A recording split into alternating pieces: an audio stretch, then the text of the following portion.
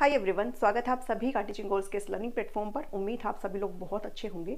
आज से मैं आपकी साइंस की क्लासेस स्टार्ट कर रही हूँ सीटेट के लिए, जो कि आपका एग्जाम होने वाला है जुलाई के अंदर। आपका निर्धारित है ये पेपर। और सीटेट के साइंस के अंदर जितने भी आपके कंटेंट है, यहाँ पर जो भी आपका सिलेबस है वो टॉपिक वाइज मैं आपके साथ डिस्कस कर रही हूँ आज से।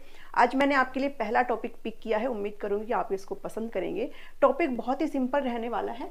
टॉपिक 1 है जो आपको 6th क्लास के एनसीईआरटी में देखने को मिल जाएगा, कंपोनेंट्स ऑफ फूड, भोजन के घटक। देखने में ये टॉपिक बहुत ही इजी लगता है, सबको लगता है भाई ये तो हमें आता ही होगा, बट यहाँ से आपसे क्वेश्चंस पूछ लिए जाते हैं और जिसमें आप कंफ्यूज हो जाते हो। तो मैं अपने इस वीडियो में आपको ये अच्छे से कवर करने की कोशिश करूंगी, और जो मैं ये सेशन आपको प्रोवाइड करूंगी इसमें आपसे कुछ भी छूटेगा नहीं, सब कुछ मैं यहाँ पर आपको इंक्लूड करूंगी ताकि आपको एग्जाम में अच्छे से क्वेश्चन सोल्व कर पाए। और आपका जो लेवल है वो भी थोड़ा बढ़ा दिया गया है पेपर का। पहले जो क्वेश्चन आते थे वो थोड़े ईजी आते थे, बट अभी जो पेपर में क्वेश्चन आ रहे हैं वो एप्लीकेशन बेस्ड आ रहे हैं। इसका मतलब ये है कि आपको अपना कंसेप्ट जो है बहुत अच्छी तरीके से क्लियर करना पड़ेगा। जब तक आप उसे क्लियर नहीं करेंगे आप उन एप्लीकेशन बेस्ड क्वेश्चंस को नहीं कर पाएंगे। इसलिए आप शांति से बहुत ही ठंडे दिमाग से सभी सीरीज को आप जरूर देखिएगा, और क्वेश्चंस भी आपके साथ डिस्कस किए जाएंगे। जैसे ही एक टॉपिक आपका खत्म होगा तुरंत नेक्स्ट वीडियो में मैं आपके लिए उसके साथ आपके लिए जो क्वेश्चंस है वो भी सॉल्व करवा दूंगी, ताकि आपका जो कंसेप्ट है वो अच्छे से क्लियर हो जाए। तो आज हम स्टार्ट करने वाले हैं कंपोनेंट्स ऑफ फूड, भोजन के घटक। स्टार्ट करते हैं बिल्कुल बिना किसी टाइम वेस्ट के। कंपोनेंट्स की जब भी बात करते हैं तो हम यहाँ पर फूड की बात करते हैं, और फूड हमारे लिए क्यों ज़रूरी है ये मुझे आपको बताना ज़रूरी नहीं है, क्योंकि जो भोजन है उसके बिना हम लोग, हमारा जो शरीर है वो काम नहीं कर सकता। जैसे गाड़ी के लिए फ्यूल की आवश्यकता होती है, वैसे हमारे मानव शरीर के लिए ही फ्यूल क्या है, हमारा भोजन है जो हमें ऊर्जा प्रोवाइड करता है।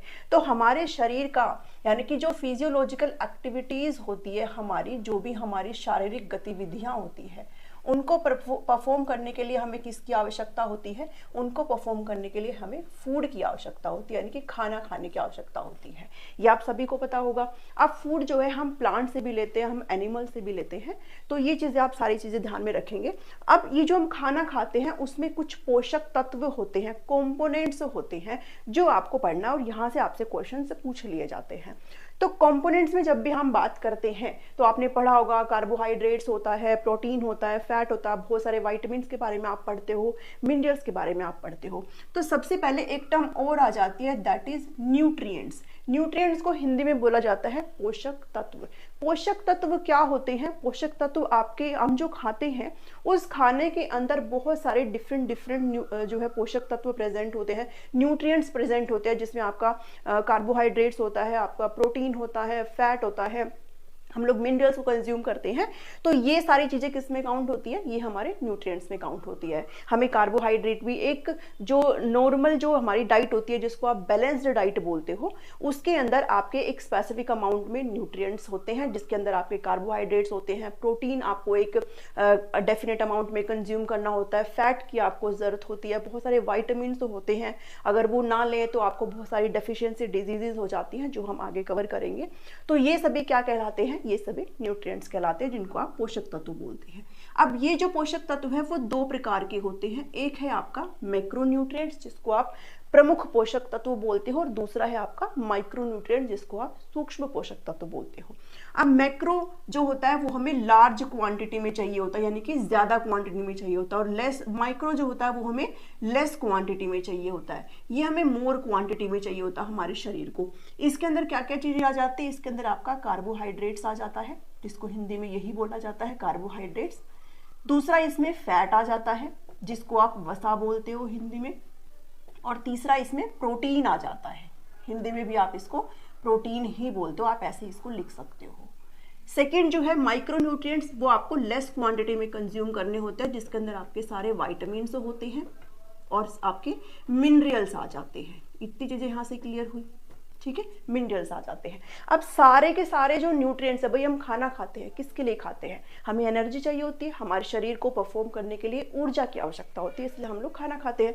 लेकिन जो सारे न्यूट्रिएंट्स है वो हमें एनर्जी प्रोवाइड नहीं करते। सारे के सारे न्यूट्रिएंट्स हम सिर्फ एनर्जी के लिए नहीं कंज्यूम करते हैं। आप यहाँ पर ये पढ़ सकते हो कि जो आपके फूड होते हैं वो आप 3 तरीके से जो है आपके होते हैं।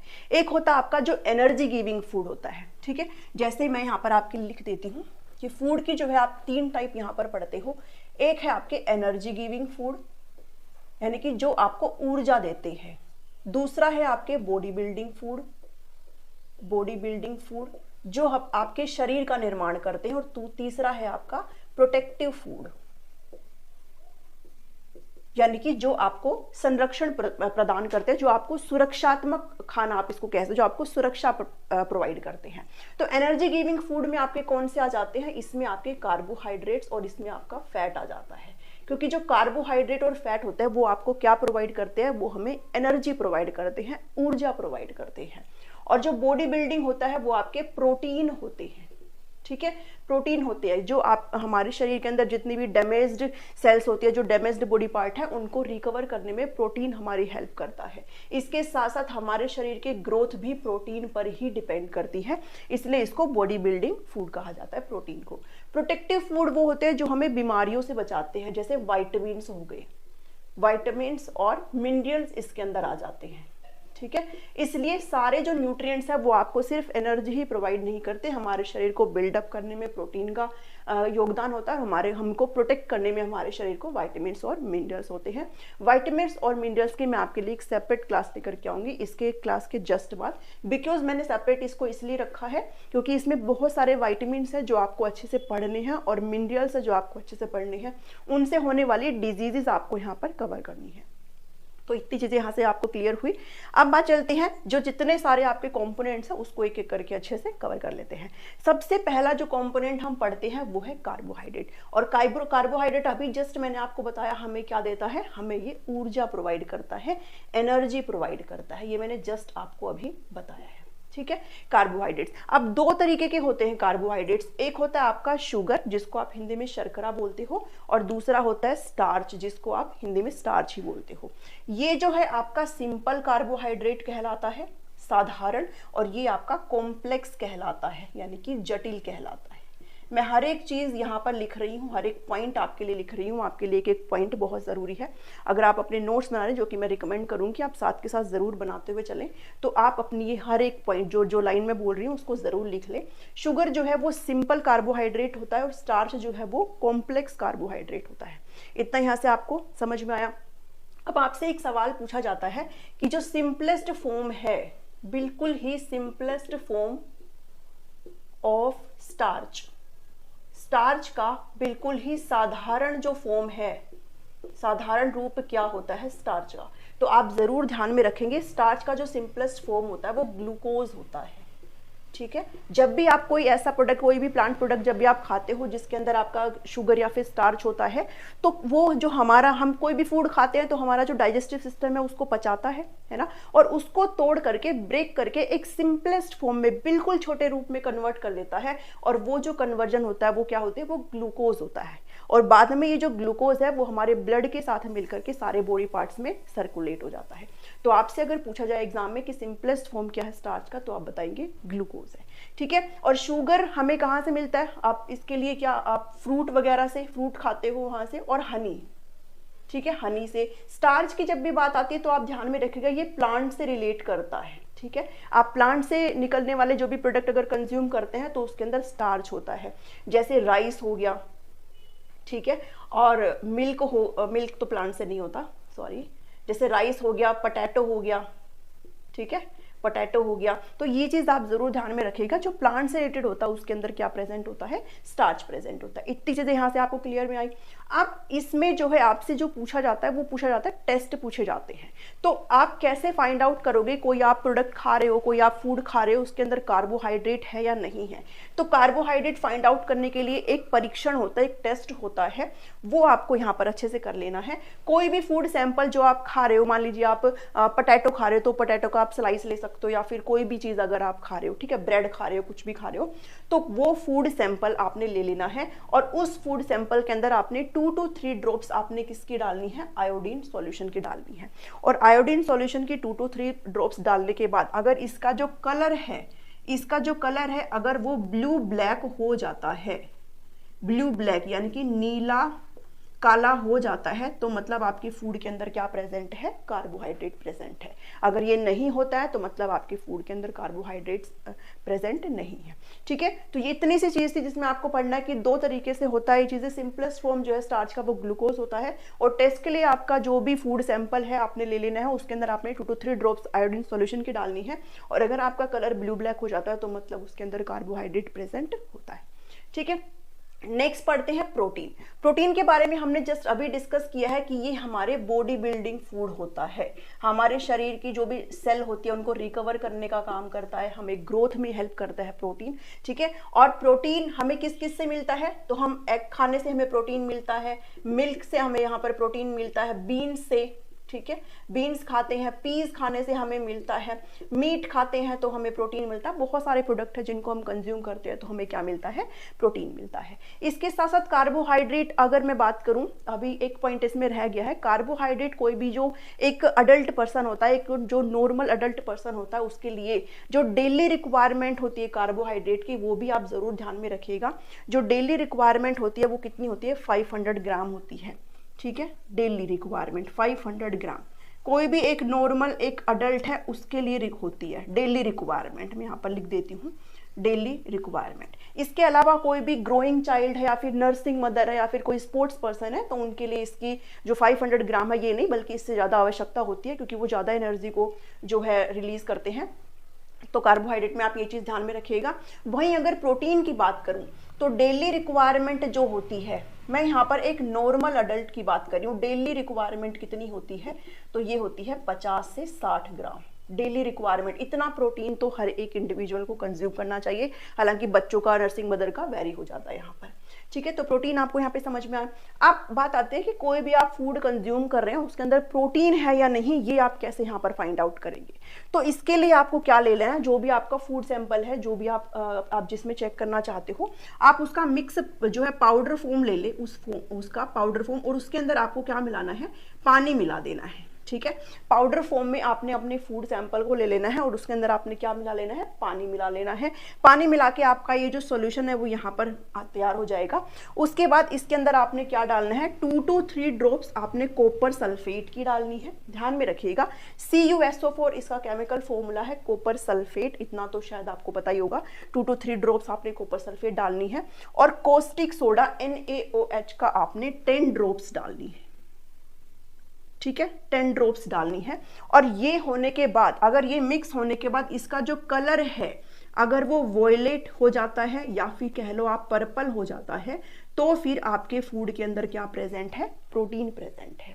इतनी चीजें यहाँ से क्लियर हुई कि आपने अपने फूड का जो है पाउडर फॉर्म ले लेना है, उसके अंदर आपने पानी डालना है, वो सॉल्यूशन बन जाएगा, और सॉल्यूशन बनने के बाद उसमें 2 to 3 ड्रॉप्स कॉपर सल्फेट की डालनी है, और caustic soda that is NaOH आपने इसका 10 ड्रॉप डालना है। उसके बाद अगर कलर वॉयलेट या फिर पर्पल हो जाता है तो आपकी उस फूड में क्या प्रेजेंट है, प्रोटीन प्रेजेंट है। इतनी चीजें यहाँ से क्लियर हुई। अब बात करते हैं फैट की। फैट जो होता है ये भी आपका एनर्जी गिविंग होता है ना। मैंने आपको अभी बताया थोड़ी देर पहले कि एनर्जी गिविंग फूड हमारे कौन कौन से होते हैं, कार्बोहाइड्रेट्स और फैट होते हैं। फैट का जो एक और नाम है, इसको हम लिपिड भी बोलते हैं। ठीक है, फैट को लिपिड भी बोलते हैं, ये भी ध्यान में रखिएगा। फैट का मतलब क्या है, excess of energy, excess of energy. ठीक है, एक्सेस ऑफ एनर्जी यानी कि ऊर्जा का एक्सेस होना, ज्यादा होना। ठीक है, अगर कोई सेम अमाउंट ऑफ फूड है, अगर उसमें कार्बोहाइड्रेट है, कोई भी सेम अमाउंट ऑफ फूड है, अगर कार्बोहाइड्रेट है या फिर फैट है, तो फैट जो है वो कार्बोहाइड्रेट से दुगनी अमाउंट ऑफ एनर्जी हमें देता है, दुगना ज्यादा हमें एनर्जी देता है। ठीक है, तो फैट का अगर एक्सेस किसी के अंदर है, मान लीजिए किसी इंडिविजुअल के अंदर ज्यादा फैट है, तो वो किसका शिकार हो सकता है, मोटापे का शिकार हो सकता है। कहते हैं ना तुम्हारी चर्बी बहुत बढ़ गई है, तुम्हारे अंदर फूड बहुत फैट हो गया है। तो फैट जो है हमें double amount of energy provide करता है एज कंपेयर टू कार्बोहाइड्रेट। ठीक है, तो फैट ओबेसिटी इसको आप बोलते हो इंग्लिश में। ठीक है, तो उसके अंदर क्या हो सकता है, उसको हार्ट प्रॉब्लम हो सकती है, हार्ट प्रॉब्लम हो सकती है। अगर फैट की ज़्यादा शिकायत है तो ओबेसिटी यानी कि मोटापे का शिकार वो हो सकते हैं। तो फैट के बारे में आप इतना ध्यान में रखिएगा। और इसके लिए जो टेस्ट है, जो परीक्षण है, वो बहुत ही सिंपल है। आप कोई भी एक कागज ले सकते हो। आपको अगर अपने फूड के अंदर फैट अगर जांचना है तो आप उस फूड को उस कागज के अंदर रख करके उसको फोल्ड करके हल्का सा प्रेस कर दीजिए। प्रेस करने के बाद अगर उस पेपर में ऑयली पैचेस आ जाता है, यानी कि ऑयली पैच, ऑयली पैच का मतलब क्या होता है, अगर तेल का धब्बा आ जाता है तो मतलब आपके फूड के अंदर क्या प्रेजेंट है, फैट प्रेजेंट है। इसके लिए आपको कोई सॉल्यूशन वगैरह बनाने की जरूरत नहीं है, सिंपल आप अपना एक कागज का टुकड़ा ले सकते हैं, अपने फूड को उसके अंदर रख के हल्का सा उसको ऐसे रब करके देख सकते हैं। अगर ऑयली पैच आ जाता है तो मतलब आपके उस फूड के अंदर क्या प्रेजेंट है, फैट प्रेजेंट है। ठीक है, इतने यहाँ से क्लियर हुआ। अब बढ़ चलते हैं विटामिन और मिनरल्स की तरफ। विटामिन और मिनरल्स मैं यहाँ पर नॉर्मली आपको बता देती हूँ, बट मैं इस क्लास के जस्ट बाद आपके लिए विटामिन और मिनरल का सेपरेट सेशन लेकर के आऊंगी, क्योंकि इसके अंदर आपने बहुत सारे विटामिन पढ़ने हैं। विटामिन ए पढ़ना है, विटामिन बी के बहुत सारे फॉर्म पढ़ने हैं, सब फॉर्म्स इसके बहुत सारे होते हैं। ठीक है, 2, 3, 5, 7 ऐसे आपने पढ़ना है। B1, 2 होता है, 9 होता है। विटामिन सी आपने पढ़ना है, डी आपने पढ़ना है, ई पढ़ना है, के पढ़ना है। तो ये सारे विटामिन आप यहाँ पर पढ़ेंगे। ठीक है, इसमें से कुछ आपके फैट सोल्यूबल होते हैं, कुछ आपके वाटर सोल्यूबल होते हैं। तो ये सारी चीजें हम नेक्स्ट वीडियो में कवर करेंगे। इसके अलावा इनकी डेफिशिएंसी डिजीजेस से क्वेश्चन बहुत पूछे जाते हैं।